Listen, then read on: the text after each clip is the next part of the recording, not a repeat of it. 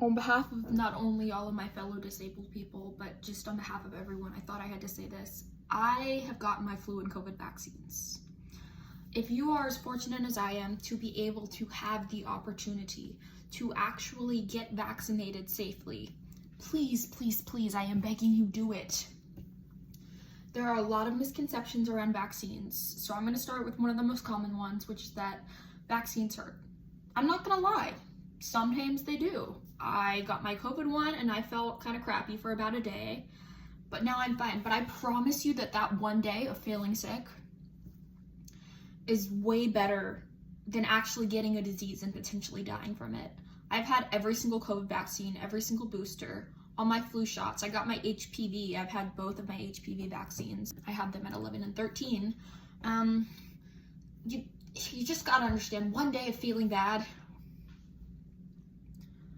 is way better than getting a disease and dying from it. So you'll feel bad for a day. I'm sorry about that. That's gotta happen. Second misconception, vaccines make people the way I am. They make you disabled. I've had plenty of people say that to me in my past. It's not true, because I think a lot of people don't understand what vaccines are made of. That you can't really give an antibiotic for a virus. If you don't know how viruses work, they sort of have the same lock and key mechanisms that enzymes and catalysts do.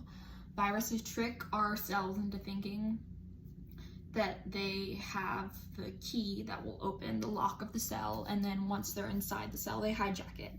Vaccines are made of a small portion of the disease with which you are trying to fight off. COVID vaccines are made with a tiny portion of this year's strain of COVID, because it teaches your body to fight it off. That is why you might feel bad for a day or so, because your body is learning how to fight this disease off.